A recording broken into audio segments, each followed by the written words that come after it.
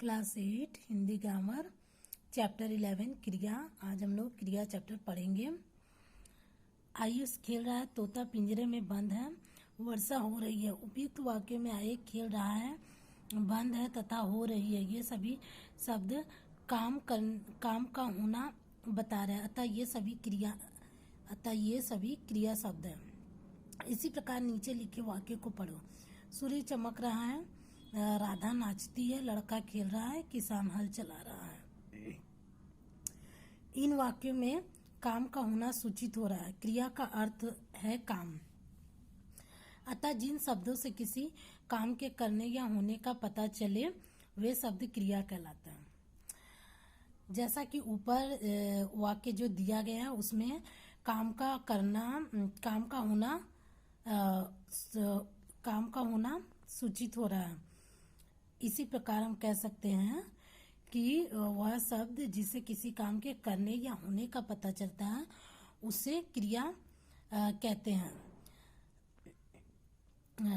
आना जाना, खाना पीना, पढ़ना लिखना, बोलना उठना बैठना, रहना बदलना, उतरना चढ़ना, सुनना गाना नाचना आदि अनेक क्रियाएं। प्रत्येक क्रिया या तो होती है या उसे की जाती है। ये सब क्रिया जो है या तो होता है या उसको किया जाता है। कर्ता, जो काम करता है वह कर्ता कहलाता है। जैसे माधुरी पढ़ रही है, इस वाक्य में पढ़ने का काम माधुरी करी, अतः यहाँ माधुरी करता है। जो काम करता है उसको कर्ता कहता है। यहाँ पे माधुरी जो है करता है क्योंकि वो काम कर रही है। धातु, क्रिया का मूल रूप धातु कहलाता है। इसमें प्रत्यय जोड़कर अन्य क्रिया शब्द बनाए जाते हैं। क्रिया का मूल रूप जो है धातु कहलाता है और इसमें प्रत्यय को जोड़कर शब्द बनाया जाता है, क्रिया के शब्द बनाए जाते हैं। जैसे माधुरी पढ़ रही है। जैसे लिखूं लिखता है, लिखा लिखेगा, लिखना लिखो लिखिए, इन सभी क्रिया रूपों में लिख समान रूप से मिलता है। इस समान रूप से मिलने वाले अंश धातु कहलाते हैं।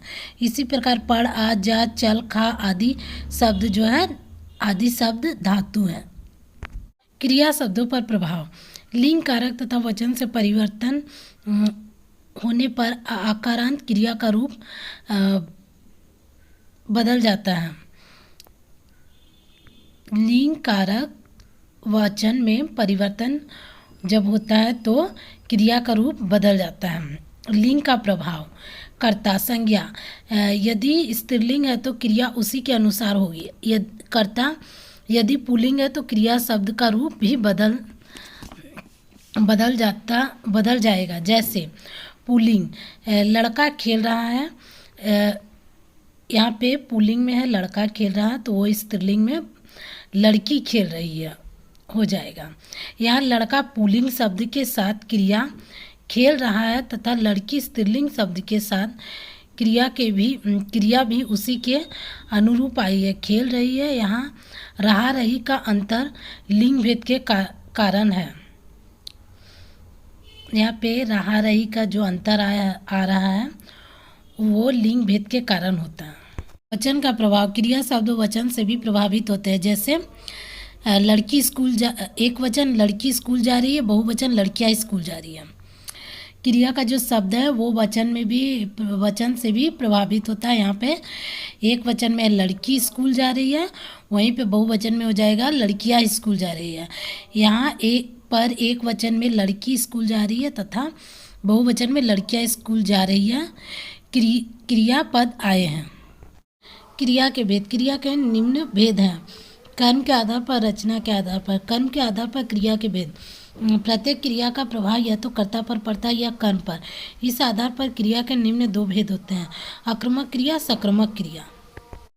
आक्रामक क्रिया। लड़की हंसती है, नीता चल रही है, नेहा सो रही है, तोता उड़ रहा है। हंसती है, चलती है, उड़ना तथा सो रही है, ये सभी शब्द क्रियाएं। इन्हें करने वाले कर्ता क्रमश लड़की, नीता, नेहा तथा तोता है। इन क्रियाओं के व्यापार का फल कर्ता पर पड़ रहा है। इन क्रियाओं में कर्म के प्रत्यक्ष होने की आवश्यकता नहीं है, अतः ये आक्रामक क्रिया है। जिस क्रिया के कार्य का फल कर्ता पर पड़ता है उसे अकर्मक क्रिया कहते हैं। जिस क्रिया में कार्य का फल जो है कर्ता पर पड़ता है उसको अकर्मक क्रिया कहते हैं।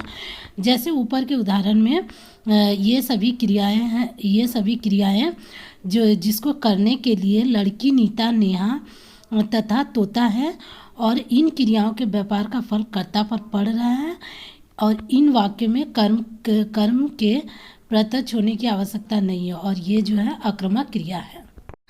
सक्रामक क्रिया, सक्रामक का शाब्दिक अर्थ कर्म के साथ। उदाहरण, धोबी कपड़ा धोता है, तोता मिर्च खा रहा है, चालाक गाड़ी चलाता है, माताजी खाना पका रही है। यहाँ लिखे वाक्य में क्रमश धोता है, खा रहा है, चलाता है तथा पका रही है शब्द क्रियाएं हैं। धोबी, तोता, चालाक और माताजी करता है। कपड़ा, मिर्च, गाड़ी, खाना कर्म है। सभी क्रियाओं के व्यापार का फल कर्म पर पड़ रहा है, कर्ता पर नहीं। अतः यह सक्रामक क्रिया है। जब क्रिया के व्यापार का फल कर्ता पर न पड़कर उसका फल कर्म पर पड़े तब सक्रामक क्रिया होती है। क्रिया के व्यापार का जो फल है वो कर्ता पर न पड़कर कर्म पर पड़ता है वह सक्रामक क्रिया कहलाता है। जैसे ऊपर दिए गए वाक्य में है, इसमें धोता है, खा रहा है, चलाता है, पका रही है शब्द क्रियाएं हैं। धोबी, तोता, चालाक, माताजी और माताजी करता है। कपड़ा, मिर्च, गाड़ी, खाना कर्म है और सभी क्रिया के व्यापार का फल जो है कर्म पर पड़ रहा है और ये सक्रामक क्रियाएं हैं। वाक्य कर्ता कर्म क्रिया। नानी कथा सुनाती है, नानी कर्ता, कथा कर्म, सुनाती है क्रिया। चालाक गाड़ी चलाता है, चालाक कर्ता, गाड़ी कर्म, चलाता है क्रिया। इन वाक्य में सुनाती है तथा चलाता है क्रिया कर्म कथा तथा गाड़ी के बिना संभव नहीं है। यहाँ पर इन क्रियाओं में सुनाती है तथा चलाता है क्रिया जो है कर्म तथा गाड़ी के बिना, कर्म कथा तथा गाड़ी के बिना संभव नहीं है।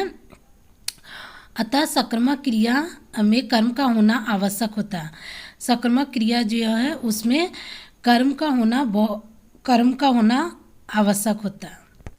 एक क्रामक क्रिया, जिस क्रिया का केवल एक कर्म हो उसे एक क्रामक क्रिया कहते हैं। वह क्रिया जिसमें सिर्फ एक कर्म होता है उसको एक क्रामक क्रिया कहते हैं। जैसे दादाजी ने शाबाशी दी, अपनी पुस्तक पढ़ो, नौकर कपड़े धो रहा है, मैंने आइसक्रीम खाई। इन सभी वाक्यों में क्रमश शाबाशी, पुस्तक, कपड़े तथा आइसक्रीम केवल एक एक कर्म आया है। अतः यहाँ एक क्रामक क्रिया है। द्रव्य कर्मक क्रिया, जिस क्रिया में दो कर्म होते हैं वह द्रव्य कर्मक क्रिया कहलाती है। वह क्रिया जिसमें दो कर्म होता है वो द्रव्य कर्मक क्रिया कहलाता है। जैसे गीता स्कूल माँ के साथ जाती है, मैंने आपको आम खिलाया, रोहन पुस्तक से खेल रहा है, राधा पिताजी के साथ दिल्ली जा रही है।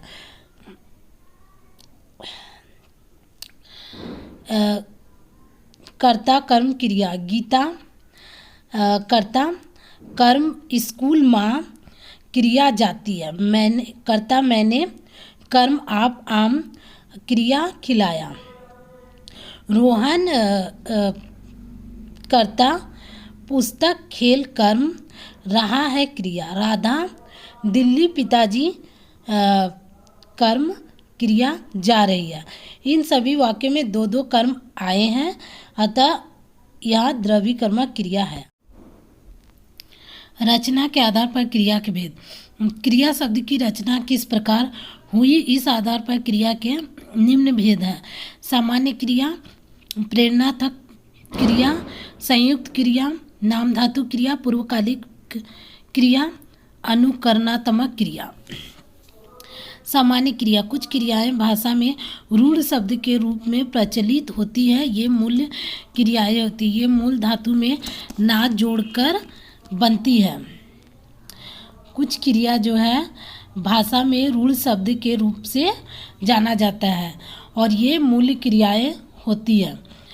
ये मूल धातु में इसमें ना जोड़कर मूल धातु में ना जुड़कर बनती है, जैसे पढ़ना, लिखना, आना, पाना, जाना, खेलना, कूदना, भागना, उछलना आदि। उदाहरण, वह फल खाता है, मैंने पानी पिलाया, रोमा अब गाएगी, रोहन लिखना सीख रहा है। ये सब सामान्य क्रियाएं हैं। प्रेरणात्मक क्रियाएं, जिन क्रियाओं में कर्ता स्वयं क्रिया को संपन्न न कर उसे किसी दूसरे से करवाए या करने के लिए प्रेरित करे, वे प्रेरणात्मक क्रियाएं कहलाती है। वह क्रिया जिसमें कर्ता खुद से क्रिया को संपन्न न करके दूसरे से करवाए या दूसरे से करने के लिए प्रेरित करता है, वह प्रेरणात्मक क्रिया कहलाता है। जैसे अध्यापिका ने बच्चों से निबंध लिखवाया, यहाँ कर्ता ने काम स्वयं नहीं किया अपितु दूसरे से करवाया, अतः यहाँ प्रेरणात्मक क्रिया है। क्रिया करना प्रेरणात्मक क्रिया है। कराना, करवाना। उठाना, उठवाना। लड़ना, लड़ाना, लड़वाना। लूटना, लुटाना, लुटवाना। कटना, कटाना, कटवाना। मरना, मारना, मरवाना। ये सब प्रेरणात्मक क्रियाएं हैं। संयुक्त क्रिया, जब दो या दो से अधिक क्रियाएं आपस में मिलकर एक पूर्ण क्रिया बनाती हैं, वह संयुक्त क्रिया कहलाती है। जब दो या दो से ज़्यादा क्रिया आपस में मिलकर एक पूर्ण क्रिया बनता है तो वह संयुक्त क्रिया कहलाती है। जैसे सुनील खाना खा रहा है, तुम चाहो तो जा सकते हो। पहले वाक्य में 3 तथा दूसरे वाक्य में 2 क्रियाएं मिलकर पूर्ण भाव को अभिव्यक्त कर रही है। इस प्रकार एक से अधिक क्रिया होने तथा उसका संयुक्त रूप से प्रयुक्त होने के कारण संयुक्त क्रियाएं है। पूर्वकालिक क्रिया, मुख्य क्रिया से पहले होने वाली क्रिया पूर्वकालिक क्रिया कहलाती है। मुख्य जो क्रिया उससे पहले होने वाला क्रिया पूर्वकालिक क्रिया कहलाता है। जैसे वह खाना खाकर आया। यहाँ पर आने से पूर्व खाकर क्रिया आई है। पूर्व आने वाली क्रिया पूर्वकालिक क्रिया कहलाती है। पूर्वकालिक क्रिया मूल धातु में कर जोड़कर बनती है, जैसे खाकर, पढ़कर, बोलकर, सोकर, उठकर, नहाकर, पाकर, पकाकर, गाकर, आकर आदि। पूर्वकालिक क्रिया में मूल धातु में कर शब्द जोड़कर क्रिया शब्द बनता है। जैसे यहाँ पर ये सब है, खाकर, पढ़कर, बोलकर, सोकर, उठकर, नहाकर, पकाकर, गाकर, आकर आदि। अनुकरणात्मक क्रिया, अनुकरणात्मक क्रियाएं वे क्रियाएं जहाँ पर एक ही प्रकार की क्रिया 2 बार प्रयुक्त होती है, उन्हें अनुकरणात्मक क्रिया कहते हैं। जैसे घड़ी टिक टिक कर चलती है। अनुकरणात्मक क्रिया वह क्रिया है, वह क्रिया जहाँ पर एक ही जैसा क्रिया 2 बार प्रयुक्त होता है, उसको अनुकरणात्मक क्रिया कहते हैं। जैसे यहाँ पे घड़ी टिक टिक कर चलती है, टिक टिक कर शब्द 2 बार प्रयोग हो रहा है। जैसे यहाँ पर और है ध्वनि क्रिया शब्द, टिम टिम टिमटिमाना, थप थप थपथपाना, भिन भिन भिनभिनाना, हिल हिल हिल हिलाना, ये सब अनुकरणात्मक क्रियाएं हैं।